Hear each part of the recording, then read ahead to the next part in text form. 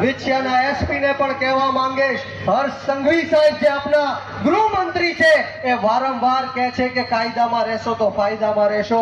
આજે હું બ્રિજરાજ સોલંકી આ જાહેર મંચ ઉપરથી કહેવા માંગીશ કે તમે લોકો પણ કાયદામાં રહેશો તો ફાયદામાં રહેશો. કોળી સમાજ ઉપર અન્યાય અને અત્યાચાર આ સમાજ સહન નહીં કરી શકે.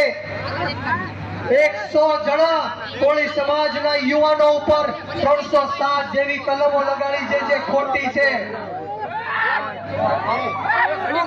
આજે હું મીડિયા સમક્ષ કહેવા માંગીશ કે આવનારા દિવસોમાં આ કોળી સમાજની તાકાત છે અને એ શક્તિ છે કે કોઈ પણ આ સમાજની તાકાત અને શક્તિ છે કે કોઈ પણ મુખ્યમંત્રીની ગાદી ઉપર પણ બેઠાડી શકે અને કોઈ પણ મુખ્યમંત્રીની ગાદી ઉપરથી હટાવી પણ શકે.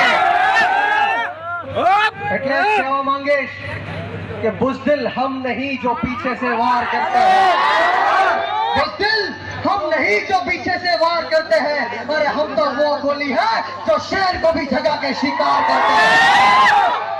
हथियार तो सिर्फ हम शौक के लिए रखा करते हैं, हथियार तो सिर्फ हम शौक के लिए रखा करते हैं, अरे खौफ के लिए तो बस कोली समाज का नाम होता है.